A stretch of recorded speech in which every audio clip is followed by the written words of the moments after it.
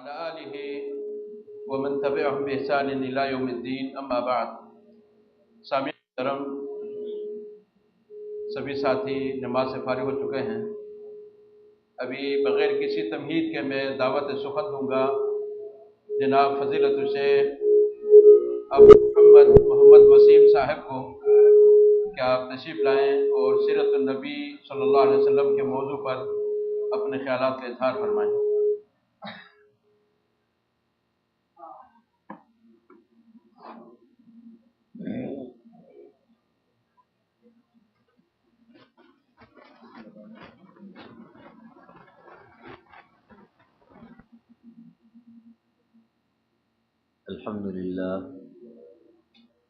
الحمد لله نحمده ونستعينه ونستغفره ونعوذ بالله من شرور أنفسنا ومن سيئات أعمالنا، من يهده الله فلا مضل له ومن يضلله فلا هادي له، وأشهد أن لا إله إلا الله وحده لا شريك له وأشهد أن محمدا عبده ورسوله صلى الله تبارك وتعالى عليه وعلى آله وصحبه وسلم تسليما كثيرا كثيرا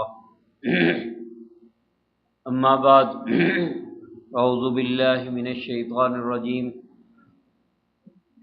يا أيها الذين آمنوا اتقوا الله حق تقاته ولا تموتن إلا وأنتم مسلمون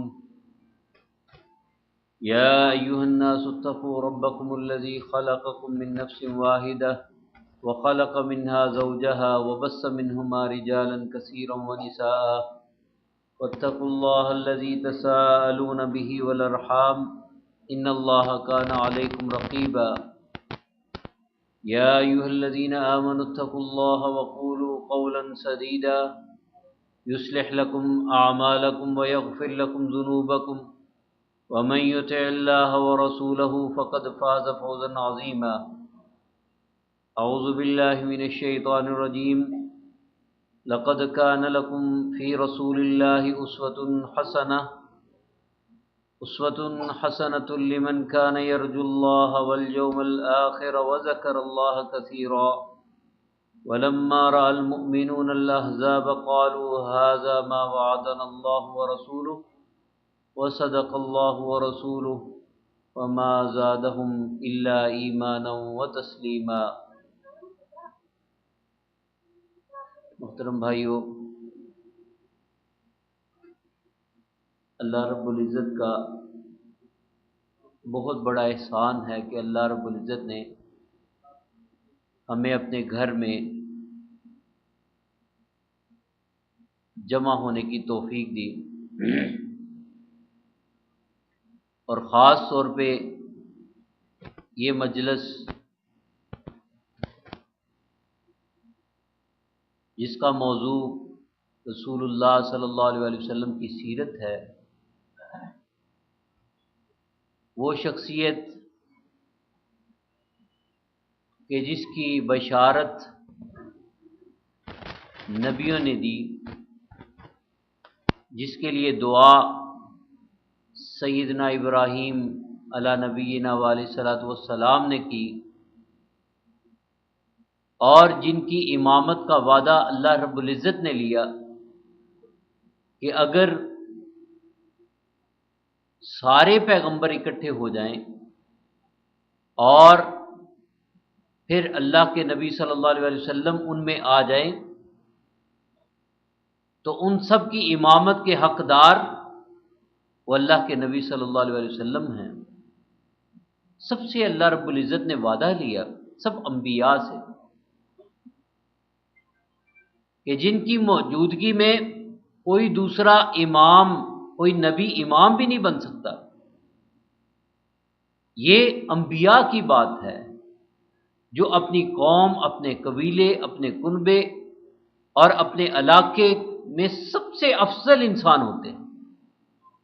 اللہ رب العزت نبیوں کو اشرف قبیلوں سے، بہترین قبیلوں سے چنتے ہیں تاکہ کوئی لوگ ان کے حسب و نسب میں کوئی عیب، کوئی قدغن نہ لگائیں۔ کوئی عام حیثیت نہیں ہوتی۔ اللہ کے فضل و کرم سے انبیاء، ان کا حسب و نسب، ان کا شرف یہ بہت بلند ہوتا ہے۔ رسول اللہ صلی اللہ علیہ وسلم کو اللہ رب العزت نے بہترین خاندان سے چنا، بہترین خاندان سے چنا، اور وہ خاندان قریش کے لوگ اللہ کے نبی صلی اللہ علیہ وسلم کا بہت احترام کرتے۔ کبھی کوئی جھگڑا ہو جانا، وہ اشارے انہی پیارے پیغمبر صلی اللہ علیہ وسلم کی طرف کرتے کہ وہ محمد آئیں گے اور اس کا فیصلہ ہوگا۔ اگر وہ فیصلہ نہ کرتے، ان کے قبیلوں میں لڑائیاں جھگڑے، سال ہا سال لڑائی رہتی۔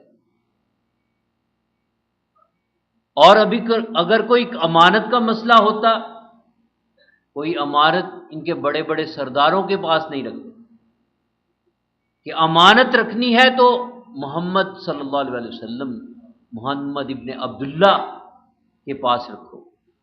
محمد ابن عبداللہ کے اعتبار سے ان کو کوئی اختلاف نہیں تھا، بڑا پیار کرتے تھے۔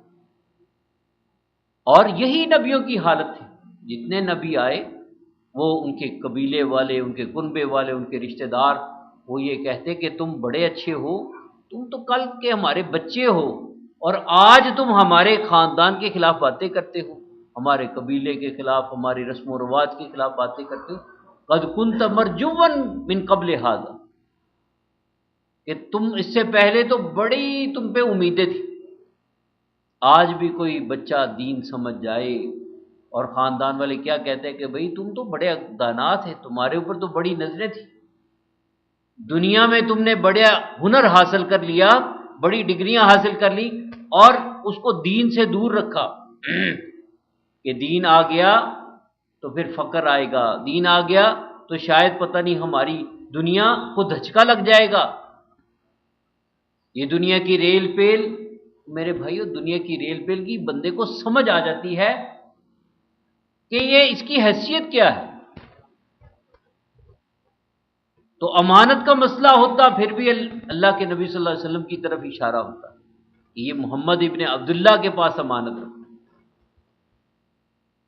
اس اعتبار سے کوئی ان کو شکوہ نہیں تھا کہ یہ بڑا ہی پیارا ہے، بڑی محبت والا ہے، بہت اخلاق والا ہے۔ اگر بیت اللہ کی تعمیر کا مسئلہ ہوتا، بیت اللہ کی تعمیر ہو رہی ہے، اب حجر اسود کو رکھنا ہے، ہر قبیلہ کہتا ہے میں نے رکھنا ہے، ہر قبیلہ کہتا ہے میں نے رکھنا ہے۔ اب معاملہ کہاں جا کے سمٹتا ہے کہ فیصلہ محمد عربی صلی اللہ علیہ وسلم کریں۔ اب قریب تھا کہ وہ آپس میں قبائل لڑ پڑتے، تو اللہ کے نبی صلی اللہ علیہ وسلم نے کہا کہ ایک کپڑا لے کر تو سارے قبیلے والے اس کو اکٹھے پکڑ لیں اور پتھر کو اس میں رکھ کے وہ بیت اللہ کے قریب لے جائیں، تو سارا مسئلہ حل ہو۔ یہ معاملات کو سلجھانے والی ہستی کون ہے؟ اللہ رب العزت۔ اللہ رب العزت نے 40 سال پیارے نبی صلی اللہ علیہ وسلم کو اس مکہ کی بستی میں، جہاں اللہ کے فضل و کرم سے آپ شب و روز ادھر گزارتے ہیں، اور بیت اللہ کے ارد گرد اللہ کے نبی صلی اللہ علیہ وسلم وہاں دیکھتے، لوگوں کی حالات کو دیکھتے اور اللہ سے دعائیں کرتے، اور اللہ کی پہچان کو حاصل کرنے کے لیے آپ دور نکل جاتے، بازاروں سے دور، لوگوں سے دور، تنہائیاں۔ اماں جی خدیجہ رضی اللہ تعالیٰ عنہ فرماتی ہیں کہ جب اللہ کے نبی صلی اللہ علیہ وسلم شروع میں جب وحی قریب تھی کہ آپ کو ملتی، نبوت قریب تھی کہ آپ کو ملتی، حبب الی الخلا، اللہ کے نبی صلی اللہ علیہ وسلم فرماتے ہیں کہ میری لیے خلوت، تنہائی وہ مجھے محبوب بنا دی، اور آپ غار حرا میں کچھ دن کی خوراک لے کے چلے جاتے اور کئی دن وہاں رہتے، کئی دن وہاں رہتے اور وہاں عبادت کرتے، اور وہاں اللہ کی مخلوقات کے بارے میں غور و فکر کرتے، اللہ کی پہچان، اللہ سے محبت، اللہ کے ساتھ تنہائی میں باتیں۔ پھر اللہ ایک دن ایسا ہوا کہ جبریل علیہ السلام وہ تشریف لائے اور انہوں نے سب سے پہلے جو آپ کو بات کہی وہ کیا تھی؟ اس سے پہلے آپ نہ اللہ کے فضل و کرم سے، اللہ کی توفیق سے، اللہ کے خاص فضل و رحمت سے نہ آپ نے شراب کے قریب گئے، نہ کہیں جوا، نہ کوئی اور خرابی، نہ زنا، ان ساری خرابیوں سے اللہ رب العزت نے آپ کو دور رکھا۔ اور 40 سال کی عمر میں جب اللہ نے چنا کہ اب ان کو ایک پیغام دے تاکہ یہ لوگوں تک پہنچائیں، سب سے پہلے کیا حکم دیا کہ آپ پڑھیں۔ پہلے یہ نہیں کہا کہ ان کو لوگوں کو بتاؤ، سب سے پہلے کیا کہا؟ اقرا۔ تو اللہ کے نبی صلی اللہ علیہ وسلم نے فرمایا انا لست بقارئ، میں تو پڑھا ہی نہیں ہوا، میں تو ان پڑھ ہوں۔ اللہ اکبر۔ دوسری مرتبہ کہا اقرا، جبریل علیہ السلام نے کہا اقرا، پڑھو۔ تو اللہ کے نبی صلی اللہ علیہ وسلم نے فرمایا میں تو پڑھا نہیں ہوا۔ تو تیسری مرتبہ جب آپ نے کہا کہ اقرا، پڑھو، تو آپ نے فرمایا میں تو پڑھا نہیں ہوا۔ تو جبریل علیہ السلام نے ان کو اپنے ساتھ اپنے سینے سے لگایا جیسے ان کی شان ہے۔ اب ہم ان کی کیفیت بیان نہیں کر سکتے۔ فرشتے کی کیفیت، کبھی وہ انسانی شکل میں آتے، کبھی کسی شکل میں آتے، تو یہ کیفیت مختلف ہوتی، جیسے ان کی شان تھی اس کے مطابق آئے، ان کے مطابق انہوں نے سینے سے لگایا۔ اللہ کے نبی صلی اللہ علیہ وسلم فرماتے ہیں کہ میں نے اس کی ٹھنڈک محسوس کی اور میرے لیے روشنی پیدا ہو گئی۔ اور پھر آپ نے فرمایا کہ اقرا، تو پھر میں نے پڑھنا شروع کر دیا۔ یہ سب سے پہلی وحی نازل ہوئی اللہ کے نبی صلی اللہ علیہ وسلم، یہ سورہ اقرا۔ اقرا بسم ربک الذی خلق، خلق الانسان من علق، اقرا وربک الاکرم الذی علم بالقلم، علم الانسان ما لم یعلم۔ اب دیکھو میرے بھائیو، اللہ اکبر، لانے والے پیغام کس کا ہے؟ اللہ کا۔ لانے والے کون؟ جبریل علیہ الصلوۃ والسلام، وہ جو اللہ کے پاس امانت دار ہے، سارے فرشتوں کے سردار، سارے فرشتوں کے سردار، اور ادھر سارے نبیوں کے سردار، اور قرآن ساری کتابوں کی سردار، جتنے آسمانی صحیفے ہیں، جتنی کتابیں ہیں، سب کی وہ سردار کون؟ قرآن۔ وہ قرآن لانے والے کون درمیان میں؟ جبرائیل علیہ السلام، اور پڑھنے والے کون؟ سارے نبیوں کے سردار۔ اور یہ بھی ایک معجزہ ہے میرے بھائیوں، ہم ایک آیت سیکھنے کے لیے ہم بھائیوں سے بات کرتے ہیں کہ 50 سال ہو گئے، 40 سال ہو گئے میرے بھائی، قرآن نہیں ہماری زبانوں پہ نہیں چڑھتا، اتنی مصروفیت ہے، اتنے کام ہیں، اتنے دھندے ہیں، یقین کریں بس فلانا مسئلہ ہے، فلانا مسئلہ ہے، ٹائم ہی نہیں ملتا۔ اللہ اکبر۔ اور پھر جب بیچارے پڑھنے 50 سال کی عمر ہو جاتی ہے، پھر وہ زبان پہ نہیں چڑھتا، سب سے پہلی بات۔ اور جب زبان پہ چڑھتا ہے سمجھ نہیں آتی، وہ کہتے ہیں یہ اس کا معنی سمجھ نہیں آتا، ہمیں یاد نہیں ہوتا۔ اللہ اکبر۔ اب یہ ذرا معجزہ دیکھیں، ادھر کون ہے؟ اللہ کے نبی صلی اللہ علیہ وسلم کو پڑھانے والے جبرائیل علیہ السلام، اور آپ نے کون سی درسگاہ میں پڑھا؟ کسی مدرسے میں نہیں پڑھا، کسی سے سبق نہیں لیا۔ یہ بھی ایک معجزہ ہے، امی ہیں، ان پڑھ ہیں، اور اللہ کے فضل و کرم سے اللہ نے یہ معجزہ دکھایا کہ تم پڑھو گے اور محفوظ کرنا ہمارا کام ہے۔ اللہ نے اس قرآن کو پیارے نبی صلی اللہ علیہ وسلم کے سینے میں محفوظ کر دی۔ اور آپ ذرا جلدی پڑھتے تھے تو اللہ نے قرآن میں کہا کہ آپ جلدی نہ کریں، یہ ہمارے ذمے ہے اس کو محفوظ کرنا، پھر آپ کا اس کو بیان کرنا، یہ ہمارے ذمے ہے۔ اب وہ پڑھنا شروع کر دیا آہستہ آہستہ، پھر پہلی وحی نازل ہوئی تو اللہ کے نبی صلی اللہ علیہ وسلم یہ پیغام لے کے اب بہت گھبرائے ہوئے۔ جب گھر آئے تو اماں جی خدیجہ رضی اللہ تعالیٰ عنہ سے کہا لقد خشیت علی نفسی، مجھے تو ڈر ہے کہ میں آج دنیا سے چلا جاؤں گا، زملونی زملونی، میرے اوپر کمبل اوڑھ دو، میں بہت گھبرایا ہوا۔ تو امی جان خدیجہ رضی اللہ تعالیٰ عنہ نے پوچھا کہ بات کیا ہے؟ تو کہا کہ اس طرح آج میرے پاس ایک فرشتہ آیا، مجھے اس طرح انہوں نے پیغام دیا، پھر میں نے میرے ساتھ یہ معاملہ ہوا، یہ وحی کا نزول ہوا۔ تو وہ امی جان خدیجہ رضی اللہ تعالیٰ عنہ اپنے چچا زاد بھائی ورقہ بن نوفل کے پاس لے گئے اور ان کو سارا قصہ بتایا۔ تو اماں جی خدیجہ رضی اللہ تعالیٰ نے کیا فرماتی ہیں کہ اللہ آپ کو ضائع نہیں کریں گے، کلا واللہ لا یخزیک اللہ ابدا، اللہ آپ کو ضائع نہیں کریں گے، انک لتصل الرحم، کہ آپ صلہ رحمی کرتے ہیں، وتکسب المعدوم، اور آپ وہ کمائی کرتے ہیں جو لوگوں کو نہیں ملتی۔ اللہ نے آپ کے ہاتھ میں اتنی برکت رکھی، آپ کی جو تجارت کرتے ہیں اللہ پاک اس میں برکت ڈال دیتے ہیں۔ وَتُعِينُ عَلَى نَوَائِبِ الْحَقِّ، اور آپ تو لوگوں کے کام آتے ہیں، جہاں بھی سچی بات ہو لوگوں کے کام آتے ہیں، اور اللہ آپ کو ضائع نہیں کرے گا۔ اور محدثین لکھتے ہیں کہ جس کے اندر یہ صفات ہوں، جو صلہ رحمی کرتا ہو، لوگوں کے کام آتا ہو، حق بات میں حق کا ساتھ دیتا ہو، اس کو اب اللہ رب العزت دنیا میں کبھی گرنے نہیں، اس کے اندر نبیوں کی صفات ہے۔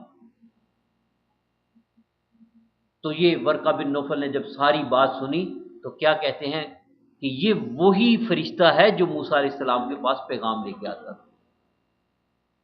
کاش ورقہ بن نوفل، اللہ اکبر، وہ سمجھ گئے، یہ وہ تھے جو تورات کو عبرانی زبان میں لکھا کرتے، تو کہنے لگے کاش کہ میں اس وقت زندہ ہوں اور میں آپ کا ساتھ دوں، اور یاد رکھو کہ آپ کو آپ کی قوم اس مکہ سے نکال دے گی۔ اللہ اکبر، کون؟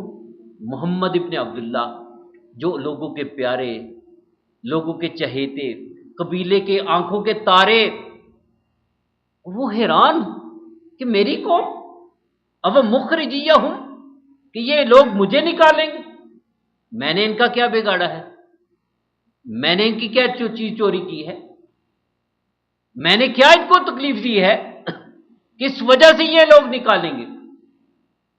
اللہ اکبر۔ پھر کس نے کیا؟ ورقہ بن نوفل نے کہا کہ یہ پیغام جو بھی نبی لے کے آتا ہے اس کی قوم اس کو اپنے شہروں سے نکال دے۔ شعیب علیہ السلام کیا کہتے تھے؟ لوگوں اپنے ماپ تول میں کمی نہ کرو، تو وہ کہتے تھے الصلاۃ تأمرک ان نترک ما یعبد آباؤنا، تم نماز پڑھتے رہو، تمہیں کیا ہے، ہم اپنے معاملات میں جیسے مرضی کریں۔ آج بھی لوگ یہی کہتے ہیں نا، اور تمہیں کیا، تم نماز پڑھو، تمہیں کیا ہماری معیشت سے، ہم جیسے مرضی کام کرتے ہیں، سودی کاروبار کرتے رہیں، اپنے لوگوں کے ساتھ جیسے مرضی معاملات کرتے ہیں، تمہیں کیا ہے۔ اب دیکھ لو، یہ سارا کچھ کر کے پریشانی پریشانی۔ ایک آدمی اپنے مستقبل کو محفوظ کرتا ہے، اللہ کہتا ہے تیرا مستقبل یہ نہیں جو تو کہتا ہے، تیرا مستقبل میرے پاس ہے، میں بتاتا ہوں تیرا مستقبل کس کے پاس ہے۔ اللہ کیوں؟ اللہ کہتا ہے میرے پاس ہے۔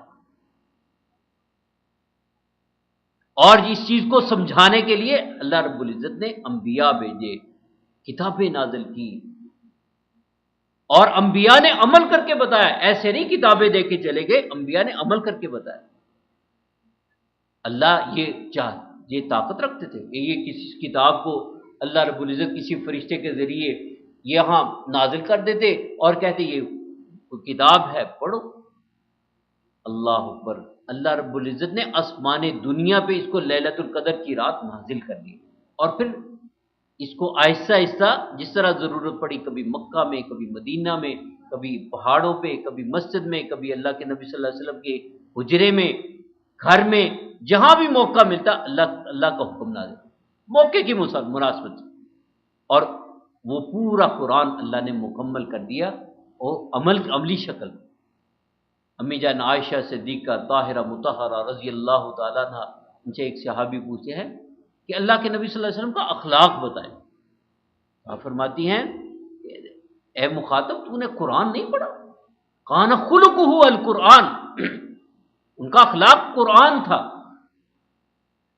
تو اس قرآن کو لے کے جب تم لوگوں کے سامنے پیش کرو گے، تمہاری قوم تمہیں اس سے یہاں سے نکال دے گی۔ اللہ، وہ بڑے حیران، امی جان خدیجہ رضی اللہ تعالیٰ عنہ بڑی حیران۔ ہاں، یہی معاملہ ہر قوم نے اپنے پیغمبر کے ساتھ کیا۔ تو شعیب علیہ السلام کو قوم کیا کہتی ہے؟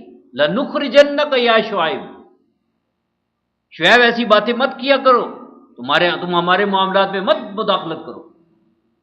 آج بھی بڑے بڑے اسکالر، دنیا کے بڑی بڑی ڈگریاں، پی ایچ ڈی، وہ کہتے ہیں یہ نماز پڑھو، باقی یہ ہماری معیشت کو سائڈ پہ رہنے دو، اس میں نہ مداخلت کرو۔ او میرے بھائی، اللہ اکبر، میرے بھائیو، اسلام کی معیشت اس جیسا سبق، جو سبق اسلام نے دیا، اس جیسا سبق کسی نے نہیں دیا۔ آج کافروں کی معیشت تباہ ہو رہی ہے جب انہوں نے اپنی مرضی سے فیصلے کیے، اپنی آسمانی کتابوں کو بدلا، اسلام کو نہ مانا، کہ یہودیت ختم، عیسائیت ختم، اب کوئی عیسائیت پہ قائم ہے تو وہ جھوٹا ہے، یہودیت پہ قائم ہے تو جھوٹا ہے، بدھسٹ ہے، ہندو ہے، یہ سارے مذہب باطل، اسلام کے مقابلے میں ان کی کوئی حیثیت نہیں۔ اب اللہ کے نبی صلی اللہ علیہ وسلم کو اللہ نے جب حکم دیا کہ اب یہ ان سب کو اکٹھا کرو، اب آپ کو سبق آ گیا ہے، یہ سبق اپنے پاس رکھنے والا نہیں ہے۔ اب اللہ کے بندے ہیں، اللہ کے تابع ہیں، حکموں کے تابع، حکموں کو ماننے والے، اللہ جی جیسے آپ کہتے ہیں سب قبیلے والوں کو اکٹھا کریں، وَأَنذِرْ عَشِيرَتَكَ الْأَقْرَبِينَ، ان کو ڈراؤ، اب پیغام پہنچاؤ۔ یہ پیغام اپنے پاس نہیں رکھنا، یہ غار حرا میں جو آپ کو پیغام ملا، اب اس پیغام کو سمجھو، تمہارا رب کون ہے، تم عبادت کے لائق کون ہے، اس پیغام کو آگے پہنچاؤ۔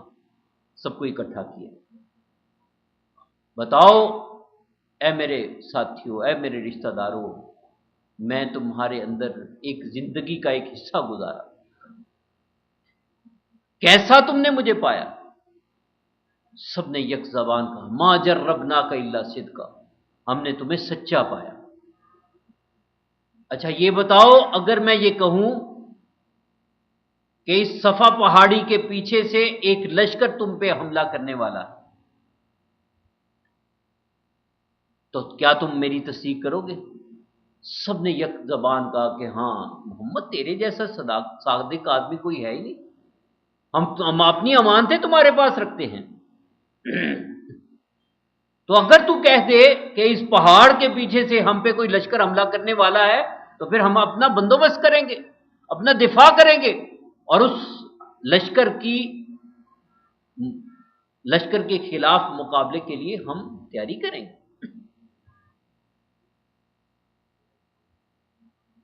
تو اللہ کے نبی صلی اللہ علیہ وسلم نے فرمایا، اے میرے قبیلے کے لوگوں، اے میرے رشتہ داروں، میں نے آج تمہیں ایک بڑے مقصد کے لیے اکٹھا کیا ہے، قولوا لا الہ الا اللہ تفلحوا تملک العرب والعجم،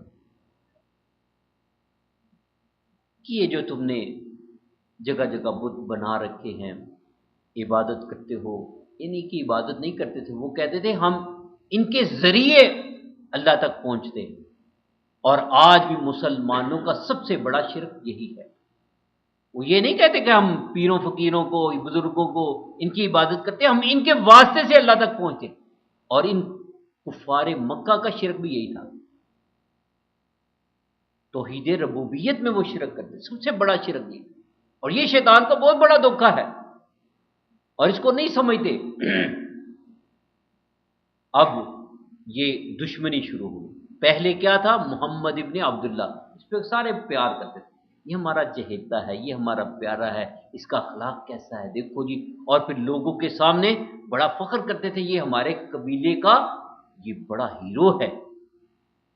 اب جب یہ دعوت شروع ہوئی، قولوا لا الہ الا اللہ، یہ بات کہو ایک اللہ کی عبادت کرنی ہے، ان سب کی نفی کرنی ہے، تملک العرب، یہ عرب کے بھی تم بادشاہ بن جاؤ گے، یہ مکہ کی ریاستیں، اور یہ مکہ اور مدینہ، اور پھر یہ سارا حجاز، تم حجاز کی ریاست چاہتے ہو، اللہ تمہیں یہ ساری دنیا عجم کا بھی مالک بنا دے، تملک العرب والعجم، عرب و عجم کے مالک بن جاؤ گے۔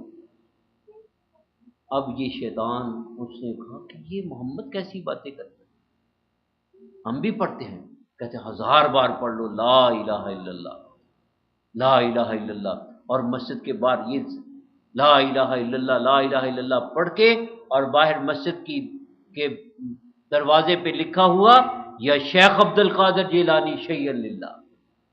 میرے بھائیو، اس کلمے کا کیا فائدہ؟ اس کلمے کو سمجھ کے نہیں پڑا، یہ تو اپنے عملوں کو برباد کرنے والی بات ہے۔ اس کی نماز کیا کہتی ہے؟ اس کی نماز بھی برباد، اس کا روزہ بھی برباد، اس کا حج بھی برباد، اس کا عمرہ بھی برباد، جس کا عقیدہ درست نہیں، اور سارا کچھ کر کے اور ساری نماز پڑھ کے کہنا یا شیخ عبد القادر جیلانی شیئا للہ، اے شیخ عبد القادر جیلانی مجھے کچھ اللہ کے لیے دے دو، جو اپنے نفع نقصان کا مالک نہیں، جو ٹنوں مٹی کے نیچے دبے ہوئے بزرگ، جن کی اپنی کتاب میں انہوں نے ان ساری چیزوں کی نفی کی، اور ان کو کہے کہ آپ کچھ دے۔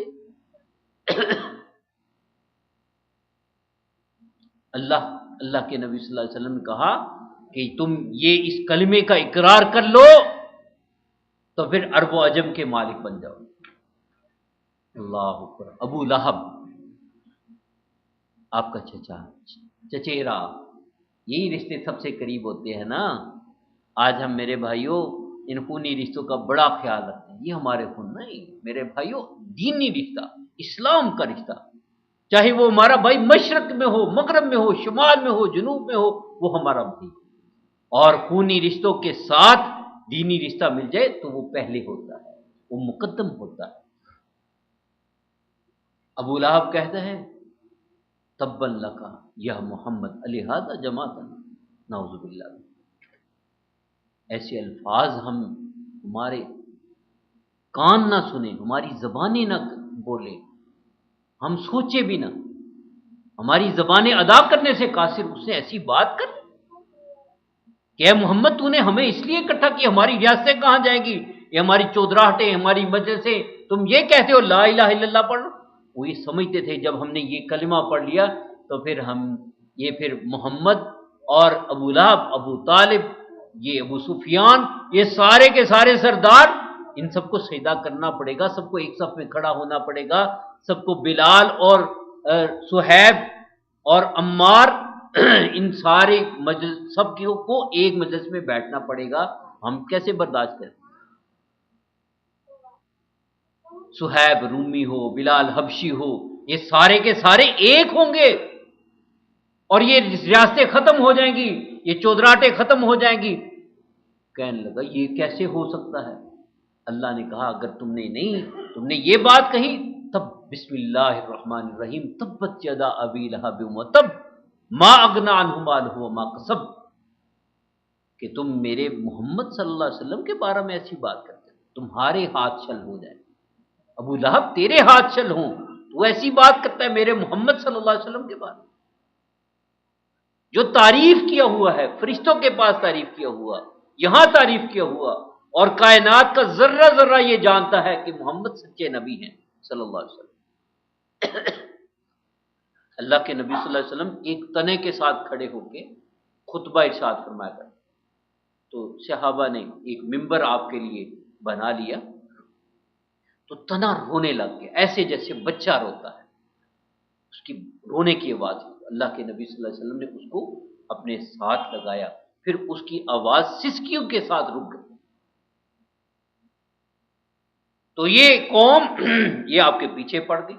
آپ یہ لمبا قصہ ہے، یہ لمبا واقعہ، پھر قوم نے کیسے اللہ کے نبی صلی اللہ علیہ وسلم کو نکالا۔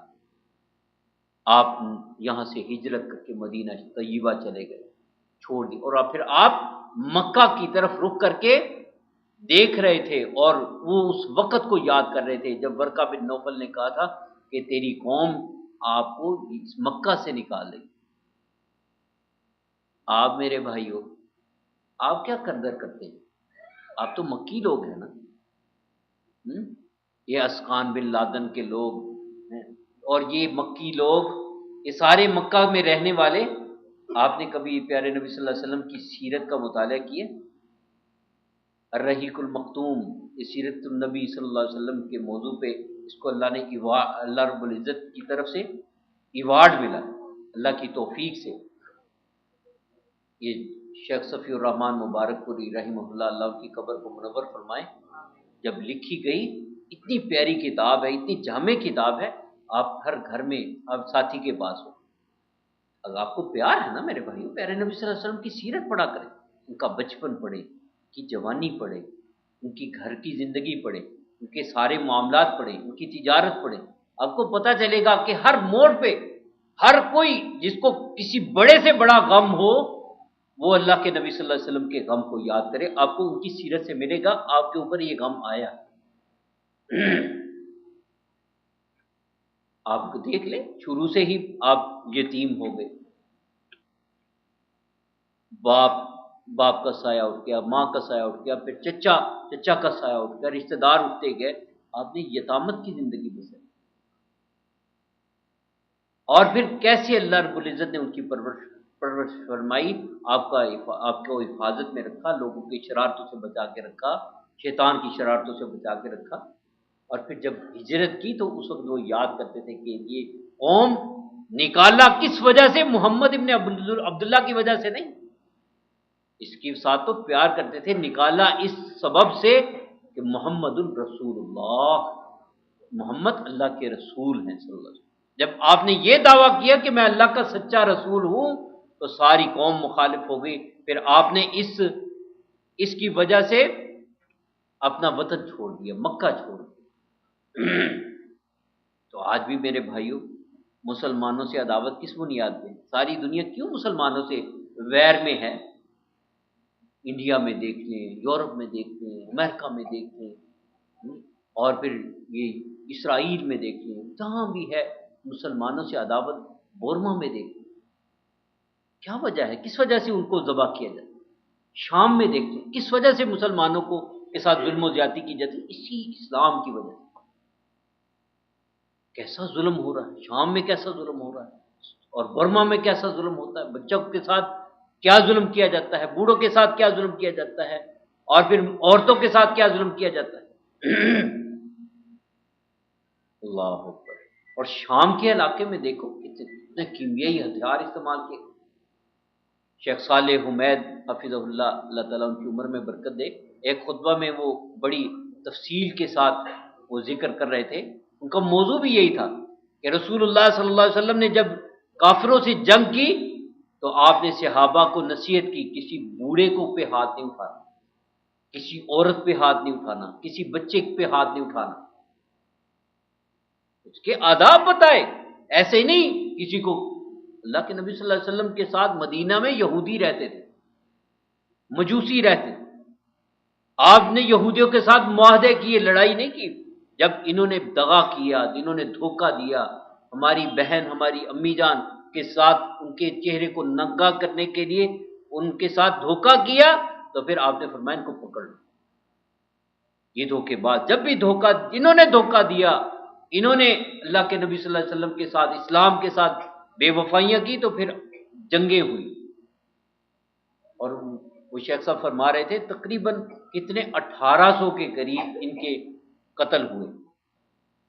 ایسے ہی نہیں جو کتنے لوگ تھے قیدی بن جاتے پھر وہ مسلمان ہو گئے، کتنے لوگ، کتنی عورتیں تھیں وہ لونڈیاں بن جاتی، ان میں سے وہ مسلمان ہو گئے۔ امی جان صفیہ رضی اللہ تعالیٰ عنہ وہ قیدی بن کے آئی، یہودی کی بیٹی قیدی بن کے آئی، مسلمان ہوئی۔ تو آپ نے ہر وقت تلوار اٹھانے کو نہیں کہا، یہ اسلام کا کوئی یہ مزاج نہیں ہے۔ اسلام سب سے پہلے دعوت دیتا ہے، میدان جنگ میں بھی ہو تو دعوت دو، پہلے ان کو اسلام پیش کرو۔ اللہ اکبر۔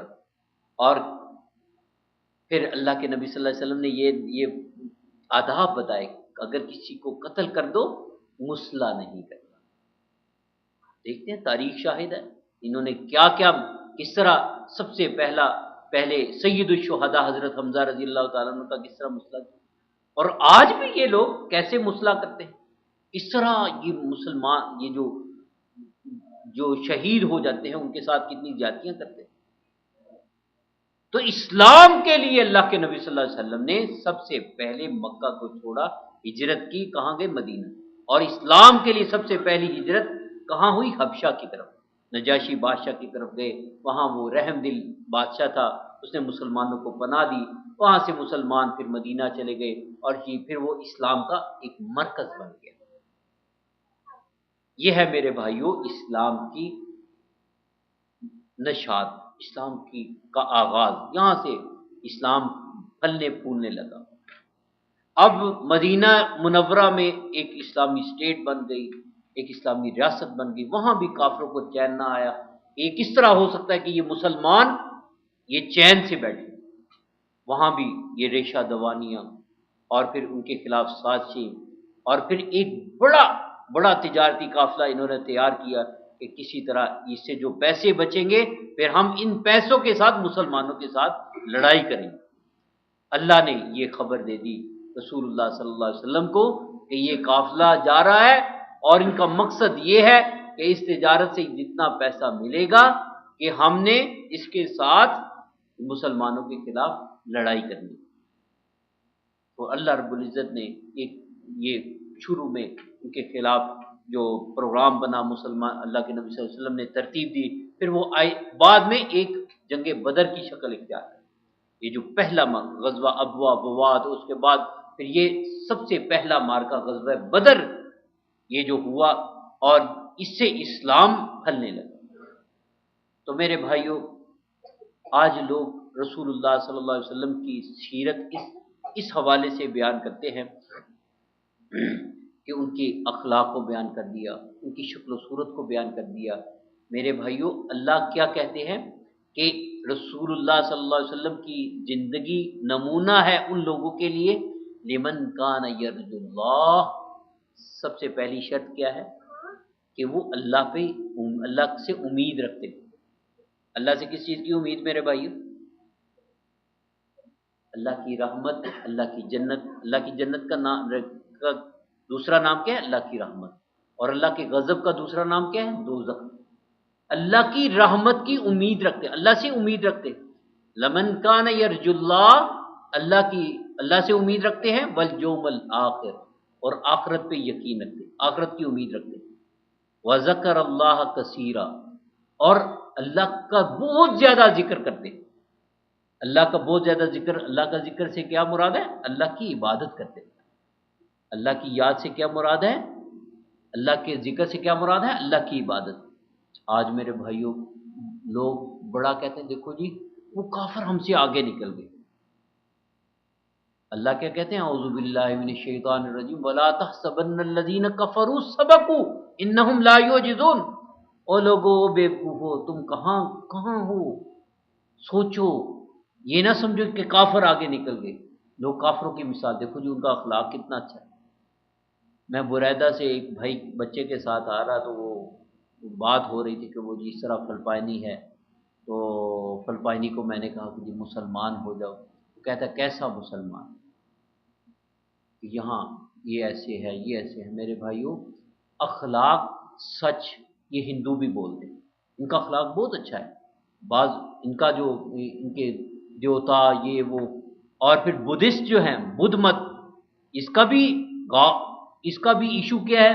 وہ بھی یہ دعوت دیتا ہے کہ بھئی سچ بولنا ہے، سچائی اختیار کرنی ہے، تم نے جھوٹ نہیں بولنا، اپنے معاملات میں سچ کو قائم رکھو، اپنے معاملات میں وہ سچے ہوتے ہیں۔ اور اسی طرح جو عیسائی ہیں ان کو بھی سچ سکھایا جاتا ہے کہ معاملات میں سچے رہنا۔ لیکن میرے بھائیوں یہ ایشو نہیں ہے۔ اللہ کے نبی صلی اللہ علیہ وسلم نے کتنے گناہ تھے، جھوٹ تھا، زنا تھا، ڈاکے تھے، لوگوں کا مال لوٹنا تھا۔ پیارے نبی صلی اللہ علیہ وسلم نے کسی گناہ کا نام نہیں لیا۔ سب سے پہلا گناہ جس کو پکڑا، قولوا لا الہ الا اللہ، توحید تم میں آئے گی، اللہ سے محبت آئے گی، سارے کے سارے گناہ جھوٹ جائیں گے۔ اب کوئی کہتا رہے کہ جی یہ اخلاق درست کر لو، یہ سچ بولتے رہو، اور پھر اللہ کی عبادت کی طرف توجہ نہ دلانا۔ اللہ تو کہتے ہیں میں نے انسان کو اپنی عبادت کے لیے پیدا کیا۔ کوئی یہ کہے کہ جی دیکھو برطانیہ کے اندر انہوں نے سیدنا حضرت عمر فاروق رضی اللہ تعالیٰ عنہ کا نظام حکومت لے لیا، وہ کتنے کامیاب ہو، انہوں نے دنیا کے لیے لیا۔ اللہ کیا کہتے ہیں کہ محمد عربی صلی اللہ علیہ وسلم یہ نمونہ ان کی زندگی نمونہ کن لوگوں کے لیے ہے؟ جو اللہ پہ امید رکھتے ہیں، آخرت پہ امید رکھتے ہیں، اور پھر اللہ کی عبادت بہت زیادہ کرتے ہیں، جس کا اللہ پہ امید، اللہ پہ امید ہو اور آخرت پہ امید نہ ہو، یہ تو اعتزاز ہے۔ اور اللہ پہ امید ہو، اللہ سے بہت ڈرتا ہو لیکن عبادت نہ کرتا ہو، یہ بھی جھوٹا ہے، یہ بھی۔ اس لیے دل زبان کے ساتھ اقرار، دل کے ساتھ تصدیق اور پھر عمل کے ساتھ ثابت کرنا، یہ ایمان ہے۔ اور ایمان یہ کم ہوتا ہے بڑھتا ہے، ایمان عمل کے ساتھ زیادہ ہوتا ہے، عمل نہ کرنے سے کم ہو جاتا ہے۔ عمل بندہ چھوڑتا جائے تو پھر کیا آ جاتا ہے؟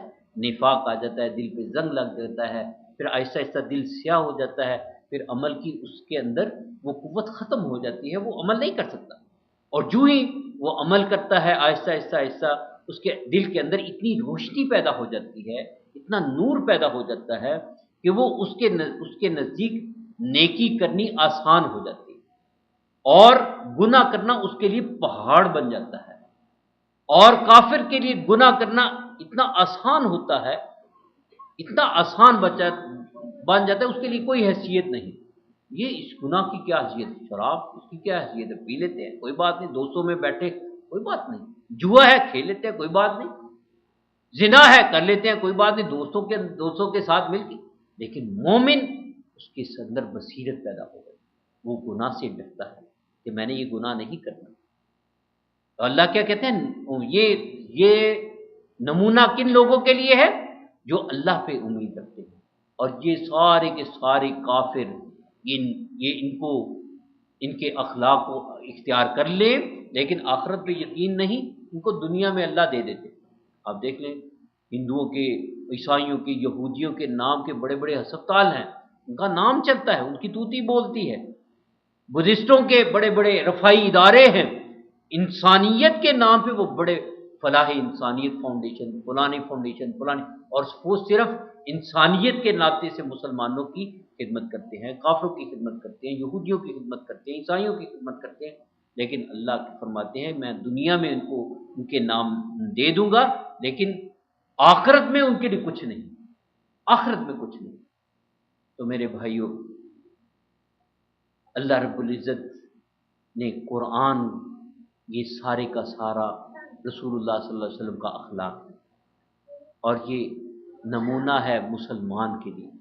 مسلمان وہ ہوتا ہے جو کلمہ پڑھ کے اس کو اپنے دل کے اندر بسا لیتا ہے، اور اس کے دل کے اندر قلب سلیم ہوتا ہے۔ قلب سلیم ایسا ہوتا ہے کہ جس طرح زمین ہے وہ اپنے اندر پانی کو سمیٹ لیتی ہے، پھر اس کے کھیتیاں اگتی ہیں، اسی طرح مسلمان، جس طرح اللہ کے فضل و کرم سے ہم نے آج قرآن کی آیتوں پہ گفتگو کی، پیارے نبی صلی اللہ علیہ وسلم کی سیرت پہ گفتگو کی، تو وہ اپنے دل کے اندر سمیٹ لیتا ہے۔ اب اس کے آگے وہ متلاشی رہتا ہے، اسی پہ سمٹ نہیں، اس مجلس کو وہ ختم نہیں کر دے گا، وہ اب تلاش کرے گا، میں نے قرآن کو سمجھنا ہے، قرآن کی آیتوں کو سمجھنا ہے، اور قرآن کی تفسیر احادیث کو سمجھنا ہے، پھر اس کے متعلق صحابہ کے اقوال کو سمجھنا ہے۔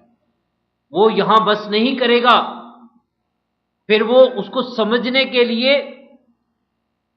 اپنے استادوں سے رابطہ کرے گا، پھر وہ یہاں بس نہیں کرے گا سمجھ کے، پھر اس پہ عمل شروع کر دے گا، پھر اس پہ بس نہیں کرے گا، عمل کر کے پھر اس کی روح کو تسلی نہیں ہوگی، پھر وہ کہے گا میرے بھائیوں کو، یہ بھائی بھی یہ معلوم کرنے، پھر وہ لوگوں کو دعوت دے گا، میرے بھائی مجھے یہ اچھی چیز ملی ہے، آپ بھی اس کو اپنائیں۔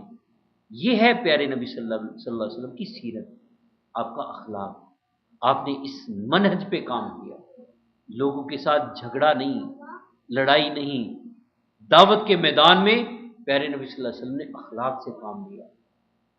اللہ کیا فرماتے ہیں رسول اللہ صلی اللہ علیہ وسلم کو؟ ادعو الی سبیل ربک بالحکمت والموعظۃ الحسنہ، کہ لوگوں کو حکمت اور دانائی کے ساتھ لوگوں کو اسلام کی طرف بلاؤ۔ اور پھر کیا ہوگا کہ بہت سارے لوگ جو عملوں سے دور ہیں وہ تمہارے قریب ہو جائیں گے، عامل بن جائیں گے۔ آپ اپنے ساتھیوں کے متعلق سنتے ہیں کہ وہ یہ کیبل دیکھتے ہیں، گندے پروگرام دیکھتے ہیں، موسیقی سنتے ہیں یا سگریٹ پیتے ہیں، سب سے پہلے آپ ان کے لیے اللہ سے دعا کیا کریں۔ پیارے نبی صلی اللہ علیہ وسلم راتوں کو دعا کیا کرتے، دعا کی، اللہم اعز الاسلام بعمر بن الخطاب و بعمر بن ہشام، اللہ عمر اگر مسلمان ہو جائے، عمر بن ہشام مسلمان ہو جائے، اسلام کو کتنی تقویت ملے۔ سب سے پہلے اپنے رشتہ داروں میں، دوستوں میں اگر کوئی خامی ہو تو اللہ سے دعا کرے، اور پھر اس کے لیے اچھے طریقے سے ان کے سامنے اپنی دعوت پیش کرے کہ میرے بھائی اسلام یہ کہتا ہے، اور اس کے فائدے کیا ہیں، اور اس کے اگر جو تم یہ کام کر رہے ہو اس کے نقصانات کیا ہیں۔ ہمیں کوئی چیز سمجھ آئے نہ آئے، ہمیں اس کے نقصان سمجھ آئے نہ آئے، ہمیں جب اللہ نے کہہ دیا ہم اس کے پابند ہیں، اس کو ماننا۔ تو میرے بھائیوں، یہ پورے کا پورا قرآن ہمارے سامنے اللہ کے نبی صلی اللہ علیہ وسلم کا نمونہ ہے۔ لیکن نمونہ کب بنتا ہے؟ جب ہمارے اندر ایمان آئے گا۔ ایمان کیسے آتا ہے؟ عمل کے ساتھ۔ جب آدمی کلمہ پڑھتا ہے مسلمان، جب عمل کرتا ہے تو وہ مومن بن جاتا ہے، اور جب اللہ کے اور زیادہ قریب ہو جائے، انت عبد اللہ کا انک تراہ، ایسے تم اللہ کی عبادت کرو جیسے تم اللہ کو دیکھ رہے ہو، فَإِن لَّمْ تَكُن تَرَاهُ فَإِنَّهُ يَرَاكَ، اگر تمہارے اندر یہ کیفیت نہیں کہ تم اللہ کو دیکھ رہے ہو تو اللہ تو تمہیں دیکھ رہا ہے۔ یہ درجہ احسان کا ہے۔ اللہ رب العزت فرماتے ہیں کہ اللہ محسن لوگوں کے ساتھ ہے، یہ متقین لوگوں کے ساتھ ہے۔ تو پھر یہ چیزیں جب عمل کا شوق پیدا ہوتا ہے تو پھر اللہ فرماتے ہیں پھر میں ان کے لیے والذین جاہدوا فینا لنہدینہم سبلنا، جو یہ کوشش کرتے ہیں، یہ تلاشی کرتے ہیں، یہ تلاش کرتے ہیں اس ہدایت کے راستوں کو، پھر ہم ان کے لیے راستے بناتے ہیں۔ لنہدینہم سبلنا، اپنے راستے۔ اللہ کے راستے کیا ہے؟ روشنی کے راستے، نور کے راستے، جنتوں کے راستے، کہ پھر بندے کے لیے آسانیاں ہی آسانیاں ہوتی ہیں نیکی کے، اور پھر جو ان راستوں کو چھوڑتا ہے پھر ان کے لیے نیکیاں مشکل بن جاتی ہیں، نمازیں مشکل بن جاتی ہیں، اور پھر گناہ آسان بن جاتے ہیں۔ اللہ سے دعا ہے کہ اللہ رب العزت ہمارے لیے جنت الفردوس والے کام آسان کر دے، اور دوزخ والے کام ہم سے دور کر دے۔ اللہ ہمیں اپنا پیارا بنا لے۔ اللہ جس طرح تو نے ہمیں یہاں اکٹھا کیا، اللہ اپنی رحمت سے بغیر حساب کے جنت الفردوس میں اکٹھا فرمانا۔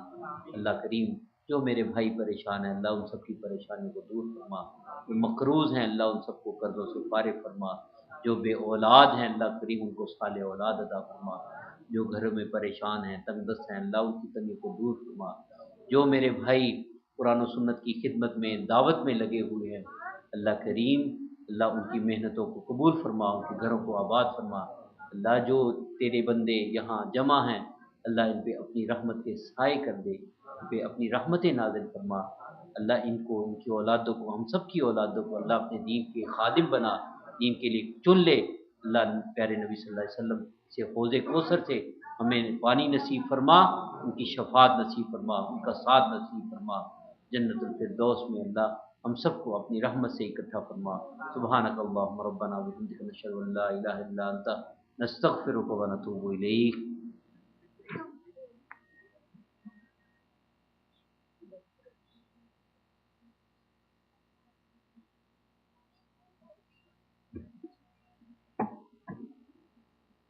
سامعین محترم، یہ تھے جناب فضیلت الشیخ ابو محمد وسیم صاحب، اللہ ان کو اس کا بہتر اجر ثواب عطا فرمائے، ان کی حاضری قبول فرمائے، اللہ آپ سب کی یہ حاضری بھی قبول فرمائے۔